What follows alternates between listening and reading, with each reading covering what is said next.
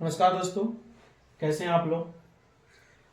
आ, जैसे कि हम लोग इसके पिछले वाले वीडियो में बात किए थे, जुड़वा आवाज संख्या क्या है, पूर्ण भाग संख्या क्या है, पूर्ण घन संख्या क्या है, और बहुत सारे महत्वपूर्ण बातों पर हम लोग चर्चा किए थे। आज हम लोग बात करेंगे नया टॉपिक जो हमारा है परिमेय संख्या, रेशनल नंबर। परिमेय संख्या, रेशनल नंबर, थोड़ा आप गौर से देखेंगे। वैसी संख्या जिन्हें p बाटा क्यू के रूप में लिखा जा सके, वैसी संख्या जिसे हम p बाटा क्यू के रूप में लिख सके, उसे हम क्या कहते हैं, परिमेय संख्या कहते हैं। अब यहाँ पे ध्यान देने वाली बात यह है कि आपका p और q क्या होगा, जहां p और q कोई भी पूर्णांक संख्या हो सकता है। p और q कोई भी आपका पूर्णांक संख्या हो सकता है, और साथ में ये भी शर्त है कि q का मान, मतलब जो नीचे जो हर का मान जो होता है ना, वो हर का मान का होना चाहिए, q का मान का होना चाहिए, कभी भी जीरो नहीं होना चाहिए, q नॉट इक्वल जीरो होना चाहिए।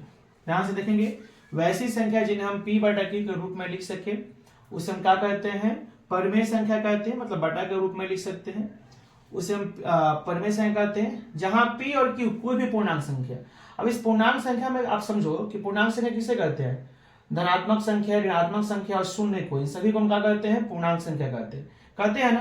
तो कोई भी आपका p और q कोई भी पूर्णांक संख्या हो सकता है, मतलब कोई भी माइनस वाला संख्या, कोई भी प्लस वाला संख्या और जीरो, कोई भी आपका संख्या हो सकता है साथ साथ में। लेकिन हाँ, q का मान कभी भी जीरो आपको नहीं होना चाहिए, हर का मान कभी भी जीरो नहीं होना चाहिए।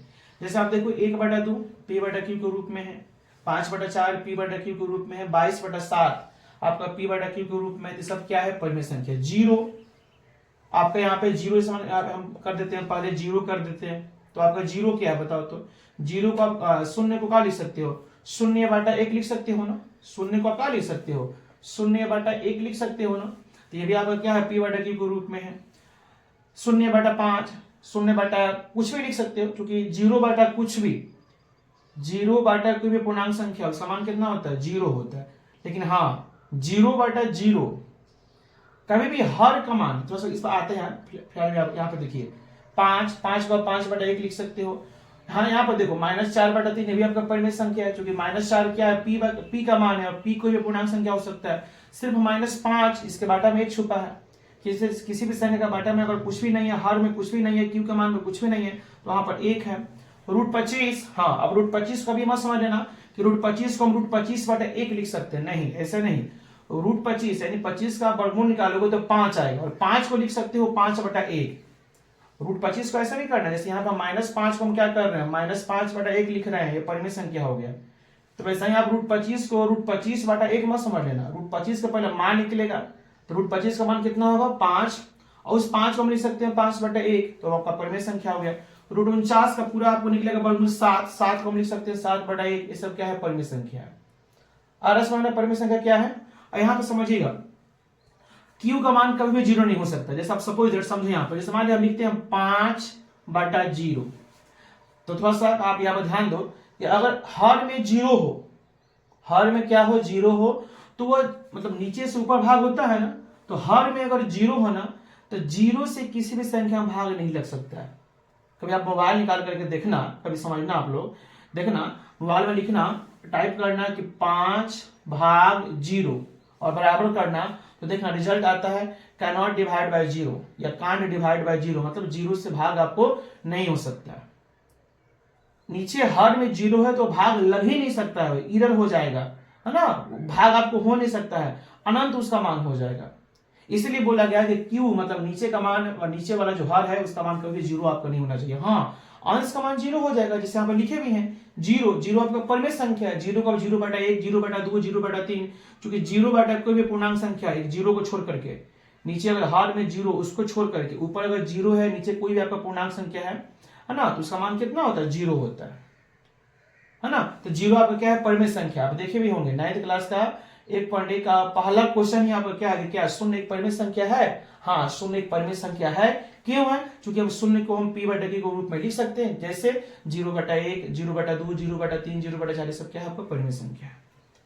आई होप कि आप ये बात इतना समझ गए होंगे। थोड़ा सा आगे देखिए क्या लिखा गया है कि परिमेय संख्या जो होता है ना, वो दो पूर्णांक संख्या के अनुपात होता है। जैसे p/q मतलब p और q का अनुपात हो गया, परिमेय संख्या किससे कहते हैं? p बटा q का जो रूप में हो, यानी p और q क्या है? पूर्णांक संख्या है, यानी p और q मतलब दो पूर्णांक संख्या के अनुपात को हम क्या कहते हैं? परिमेय संख्या। याद करना, दो पूर्णांक संख्या के अनुपात को परिमेय संख्या कहा जाता है। लेकिन आप ये कंफ्यूज मत होना, ये मत समझ लेना कि जो परिमेय संख्या है उसी को हम भिन्नात्मक संख्या कहते हैं, उसी को हम भिन्नात्मक संख्या कहते हैं, उसी को हम फ्रैक्शनल नंबर कहते हैं। समझ लेना, सभी परिमेय संख्या भिन्नात्मक संख्या नहीं होता है। हालांकि बहुत सारे परिमेय संख्या भिन्नात्मक संख्या होते हैं, लेकिन सारे के सारे परिमेय संख्या भिन्नात्मक संख्या नहीं है। भिन्नात्मक संख्या कुछ और है। हालांकि भिन्नात्मक संख्या भी p बटा q के रूप में लिखा जाता है, बटा के रूप में लिखा जाता है, लेकिन दोनों एक नहीं है। जैसे समझो, परिमेय संख्या दो पूर्णांक संख्या के अनुपात होता है, लेकिन जो भिन्नात्मक संख्या होता है ना माय डियर, भिन्नात्मक संख्या दो पूर्ण संख्या के अनुपात होता है। पूर्ण संख्या याद है ना आपको? 0 1 2 3 4 5 6 है ना, यानी प्राकृतिक संख्या का पहले शून्य लग जाएगा तो पूर्ण संख्या होता है। यानी पूर्ण संख्या में कोई ऋणात्मक संख्या होता ही नहीं है। पूर्ण संख्या 0, उसके बाद 1 2 3 4 5 प्राकृतिक संख्या। आ रहा समझ ना? तो 0 से लेकर के 1 या उसकी आगे यह पूर्ण संख्या होता है। तो पूर्ण संख्या में कोई माइनस वाला संख्या आपको नहीं होता है। यहाँ पे समझो कि जो भिन्नात्मक संख्या होता है वो भी p बटा q के रूप में होता है, लेकिन वो p और q क्या होता है? पूर्ण संख्या होता है। और परिमेय संख्या भी p बटा q का अनुपात होता है, लेकिन वो दोनों को दोनों p और q क्या होता है? पूर्णांक संख्या होता है। इसीलिए -4/3 आपका परिमेय संख्या हो सकता है, लेकिन माय डियर -4/3 आपका भिन्नात्मक संख्या नहीं हो सकता। क्यों?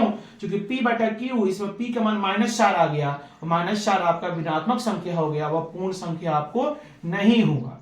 इसलिए -4/3 भिन्नात्मक संख्या नहीं है माय डियर, लेकिन -4/3 क्या आपको परिमेय संख्या है। जैसे -1/2 यहाँ पर लिखा गया है, परिमेय संख्या है क्योंकि p बटा q के रूप में है, और p और q दोनों का अंश पूर्णांक संख्या है, लेकिन माय डियर ऋणात्मक संख्या नहीं है। क्यों नहीं है? क्योंकि -1 आपका ऋणात्मक संख्या हो गया, पूर्णांक संख्या तो है लेकिन पूर्ण संख्या आपको नहीं है। पूर्ण संख्या ऑलवेज क्या होती है? पॉजिटिव नंबर होती है। 0 उसके बाद पॉजिटिव नंबर धनात्मक संख्या होती है।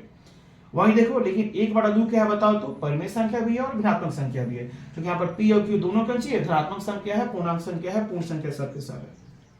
आई होप कि आप परिमेय संख्या और परिमेय संख्या और भिन्नात्मक संख्या में आप अंतर समझ गए होंगे। ओके, आगे बढ़ते हैं। चलिए, आगे आपको लिखा गया है अपरिमेय संख्या, irrational number. Okay, irrational number, अपरिमेय संख्या, वैसी संख्या जिन्हें p बटा q के रूप में हम नहीं लिख सकते। p बटा q के रूप में हम नहीं लिख सकते हैं, यानी उसका अगर उसका वर्गमूल निकाले वो रूट के रूप में होगा, और कभी भी उनका पूर्ण वर्गमूल नहीं निकलता है। वैसे संख्या जिन्हें p बटा q के रूप में नहीं लिख सकते हैं, और जिनका कभी भी पूर्ण रूप से वर्गमूल आप निकालोगे तो पूर्ण रूप से आपको नहीं निकलेगा, दशमलव में चल जाएगा, वह दशमलव बाद आपको अनंत तक चल जाएगा, है ना। पूर्ण रूप से वर्गमूल आपको नहीं निकलेगा, वैसे संख्या को हम क्या कहेंगे? अपरिमेय संख्या। जैसे √5, √8, जैसे आप देखो √25 क्या हो गया? इसका वर्गमूल आपको पूरा पर निकल जाएगा, 5 होगा, लेकिन वहीं √24 निकालो, √26 निकालो, है ना। √25 का निकल जाएगा 5 तो परिमेय संख्या, √36 का निकल जाएगा 6 परिमेय संख्या, लेकिन √25 से लेकर √36 के बीच में आपको क्या आएगा? √26, √27 से लेकर √35 तक सब क्या आपको हो गया? अपरिमेय संख्या हो गया, क्योंकि इसका वर्गमूल पूरा आपको नहीं निकलेगा। √5, √8, √23, पाई भी आपका अपरिमेय संख्या है। आप कहोगे कैसे? पाई आपका तो अपरिमेय संख्या है, यहीं पे लिखे हैं पाई का मान 22/7, तो ये आपका परिमेय कैसे हो गया? तो हम अगला एक वीडियो अलग से बता देंगे कि पाई जिसका मान 22/7 होता है, तो वहीं पे पाई को बोला जाता है अपरिमेय संख्या, लेकिन इसके मान 22/7 को बोला जाता है परिमेय संख्या। ऐसा क्यों? जबकि दोनों एक ही हैं। तो हम एक अलग से वीडियो बता देंगे कि पाई अपरिमेय संख्या कैसे है, लेकिन उसी का मान 22/7 कैसी परिमेय संख्या है। ओके, आई होप कि आप लोग इतना कुछ समझ गए होंगे। ठीक है, अब हम लोग आगे बढ़ते हैं नेक्स्ट टॉपिक पे। इसमें लिखा गया है नेक्स्ट टॉपिक, वास्तविक संख्या, रियल नंबर क्या है। तो देखिए, परिमेय संख्या और अपरिमेय संख्या, इन सभी के सम्मिलित रूप को हम क्या कहते हैं? वास्तविक संख्या। मतलब परिमेय संख्या और अपरिमेय संख्या के सम्मिलित रूप को हम क्या कहते हैं? वास्तविक संख्या। परिमेय संख्या, अपरिमेय संख्या, इन सभी को मिला दीजिए, जो समूह बन रहा है आपका क्या है? वास्तविक संख्या, है ना। यानी जैसे आप देख सकते हो 1/3, 1/5, -4/5, ये सब क्या है? परिमेय संख्या है। √25 क्या है? परिमेय संख्या है ना। ये सब क्या है? आपको वास्तविक संख्या भी है। √20, √3, √10, √50, ये सब क्या है? अपरिमेय संख्या है। ये सब क्या है? वास्तविक संख्या। मतलब जो परिमेय है, जो अपरिमेय है, वो सब के सब कौन सी है? वास्तविक संख्या है। आ रहा समझ ना? यहाँ पे बोला गया है इस तरह से, इस बात से यह तथ्य निकल रहा है कि जितना सारा प्राकृत संख्या है, सभी की सभी प्राकृत संख्या, पूर्ण संख्या, सम संख्या, विषम संख्या, भार संख्या, अभार संख्या, पूर्ण वर्ग संख्या, पूर्ण घन संख्या, परिमेय संख्या, अपरिमेय संख्या, इन सभी के सभी कंचे आपको वास्तविक संख्या है। सब के सब कंचे आपको वास्तविक संख्या आपको है। सारे के सारे संख्या जिसके पहले आप जितना सारा संख्या पढ़े हो ना, वो सब के सब संख्या क्या है आपको वास्तविक संख्या है। आ रहा समझ में ना? ठीक है ना? जैसे आपका सभी के सभी क्या कहते हैं, सम संख्या वास्तविक संख्या होते हैं, लेकिन ऐसा बात नहीं है कि सभी के सभी वास्तविक संख्या का आपको हो जाए सम संख्या। लेकिन जो सम है, विषम है, भाज्य, अभाज्य, वो सब के सब कंची है वास्तविक संख्या। इसलिए जो सम, विषम, भाज्य, अभाज्य, वो सब के सब कंची होगा परिमेय संख्या होगा। अब परिमेय है तो कंची है आपका वास्तविक संख्या है। ठीक है जी। अब चलिए अब हम लोग आगे देखते हैं। आगे लिखा गया अवास्तविक संख्या है, उसी को बोलेंगे काल्पनिक संख्या, इमेजिनरी नंबर। ठीक है ना? हालांकि ये टॉपिक आपका जो 10वीं क्लास का जो टॉपिक है वो वास्तविक संख्या ही है। 10वीं क्लास में अवास्तविक संख्या या काल्पनिक संख्या आपको नहीं पढ़ना है। ठीक है ना? लेकिन देखिए वैसी संख्या जो वास्तविक संख्या नहीं होती है, जो वास्तविक संख्या मतलब ये सब संख्या आपको नहीं होती है, ये सब संख्या नहीं होती है, मतलब जो वास्तविक संख्या नहीं होती है उस संख्या बोलते हैं अवास्तविक संख्या या काल्पनिक संख्या। वास्तविक संख्या को हम संख्या रेखा पर दिखा सकते हैं। जितना सा वास्तविक संख्या है उसको संख्या रेखा पर हम प्रदर्शित कर सकते हैं, लेकिन अवास्तविक या काल्पनिक संख्या को हम संख्या रेखा पर प्रदर्शित हम नहीं कर सकते। जैसे root under -4, root under -9, root under -10, root under -25, ये सब क्या है आपको अवास्तविक संख्या है। रूट के अंदर जो माइनस में जो संख्या लगा है ना, वो सब क्या है आपको अवास्तविक संख्या। आ रहा बात समझ ना? देखो अब कितना लोग कहेगा कि हाँ कि जैसे आपसे बात किया जाएगा कि रूट -4 का मान कितना होगा। जैसे आपसे बात किया जाएगा कि आपसे पूछा जाएगा कि रूट 4 का मान कितना होता है। भाई रूट 4 का मान 2 होता है। रूट 4 का मान कितना होता है? असल मायने में कोई भी संख्या रूट से बाहर निकलती है ना, रूट से बाहर निकलती है ना, तो प्लस माइनस में होती है। यानी रूट 4 का मान +2 भी होगा, कंची में होगा -2 भी होगा। लेकिन आप समझो कि रूट 4 का मान इससे 2 होता है, तो कितना लोग कहेगा कि रूट 4 का मान 2 होगा ना, तो रूट -4 का मान अगर पूछा जाए तो रूट -4 का मान कितना होगा, तो कितना लोग कह देगा -2 होगा, जो कि गलत है, जो कि आपको नहीं होता है। कहने के बाद आप लोगों को बताया गया, ऐसा हो गया होगा कि रूट के अंदर कोई अगर ऋणात्मक संख्या होता है ना, तो उसका वर्गमूल नहीं निकलता है।